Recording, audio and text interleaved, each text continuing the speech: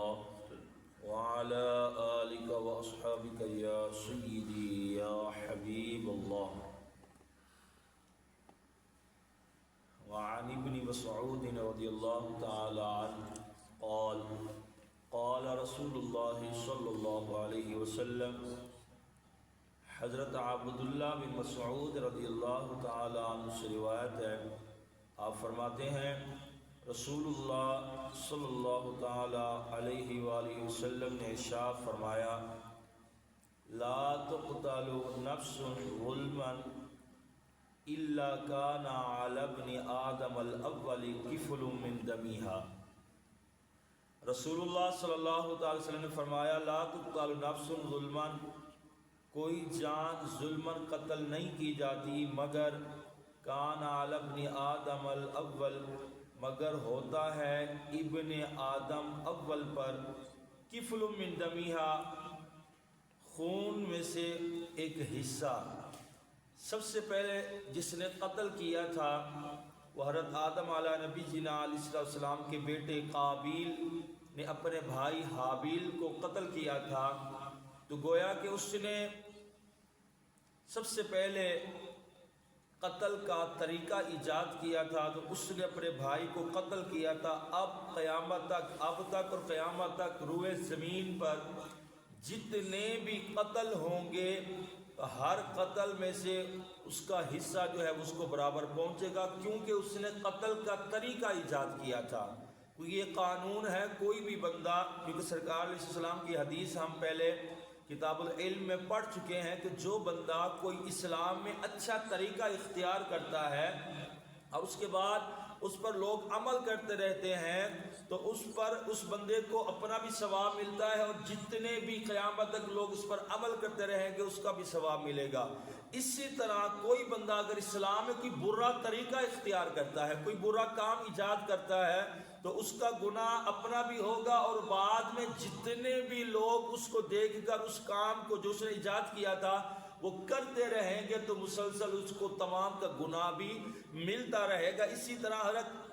آدم کے بیٹے قابیل نے قتل کا طریقہ ایجاد کیا تھا، تو سرکار علیہ السلام نے فرمایا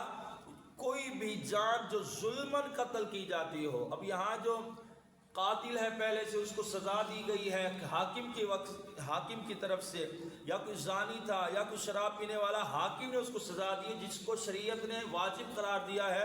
وہ اس میں داخل نہیں ہے۔ ظلمن جو قتل کیا جاتا ہے، تو جو بھی جان ظلمن قتل کی جاتی ہے تو برابر کا حصہ پہلے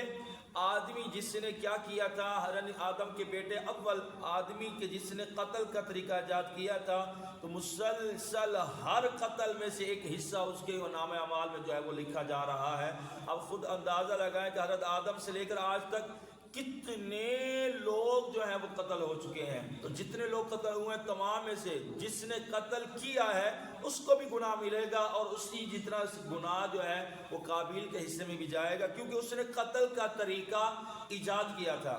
لِأَنَّهُ أَوَّلُ مَنْ سَنَّ الْقَتْلَ، کیونکہ سرکار علیہ السلام نے خود ہی وضاحت فرمائی، کیونکہ اول یعنی پہلا بندہ من سنہ جس نے طریقہ ایجاد کیا قتل کا وہ قابیل تھا، اسی کی نام اعمال میں ہر قتل کا ایک حصہ جو ہے وہ چلا جائے گا۔ تو آج بھی اگر کوئی بندہ کسی انسان کو قتل کر دیتا ہے اور اس انسان کے قتل ہونے کے بعد کتنے بھی لوگ اس بندے کے قتل کی وجہ سے اور قتل کریں گے، ان کے اندر بہادری آ گئی ہے، ان کا حوصلہ بڑھ گیا ہے کہ جس طرح ایک بندے نے قتل کیا ہے اسی کو دیکھ کر کچھ لوگوں نے اوروں نے کسی اور کو قتل کر دیا ہے، تو جس نے اس بندے کو دیکھ کر قتل کیا تھا تمام کا گناہ اس کے خاتے میں ڈالا جائے گا، اور ان کو دیکھ کر آگے جو قتل کرتے جائیں گے، کیونکہ جس نے آج تک جو ہے وہ مچھر بھی نہ مارا ہو تو اس کو قتل کرنے میں بڑی جو ہے وہ شرم سے محسوس ہوتی ہے، اس کا دل نہیں کرتا ہے، لیکن جب 1 2 3 4 قتل دیکھ لیتا ہے تو اب اس کے دل میں بھی جو ہے وہ تھوڑا سا ڈر خوف ختم ہو جاتا ہے، تو وہ بھی اس کام میں جو ہے وہ پڑ جاتا ہے. جس طرح آج کل کے جو ہے مثال کے طور پر ڈاکو آ جاتے ہیں کہ جب وہ چور لٹیرے جو ہے وہ کرنے لگتے ہیں, ڈاکہ مارنے لگتے ہیں, تو جب کوئی مزاحمت کرتا ہے تو وہ سامنے سے مار دیتے ہیں, قتل کر دیتے ہیں. ان کو یہ احساس تک نہیں ہوتا کہ ہم نے کتنا بڑا, چوری کرنا بھی بہت بڑا گناہ ہے, لیکن چوری سے بڑھ کر جو ہے وہ قتل کرنے کا گناہ. اس دن ہم نے پڑھ لیا تھا کہ چوری شاید اللہ تبارک و تعالیٰ معاف کر سکتا ہے, لیکن قتل ایسا ہے کہ وہ معاف نہیں ہوگا. تو اس لیے ہمیں چاہیے کہ ایسے کوئی بھی ایسا کام ہو جو برا ہو, جو بعد میں لوگ کریں گے تو مسلسل اگر ہم مر بھی جائیں گے گناہ ملتا رہے گا, تو ایسے کاموں سے ہم نے بچنا ہے, چاہے وہ قتل ہو یا قتل کے علاوہ کوئی بھی گناہ ہو. تمام گناہوں سے اللہ تبارک و تعالیٰ سے دعا کرتے, تمام گناہوں سے اللہ تبارک و تعالیٰ ہم سب کو محفوظ فرمائے اور ہم سب کو علم دین سیکھنے کی, اس پر عمل کرنے کی توفیق عطا فرمائے. وآخر دعوایا ان الحمد للہ رب العالمین.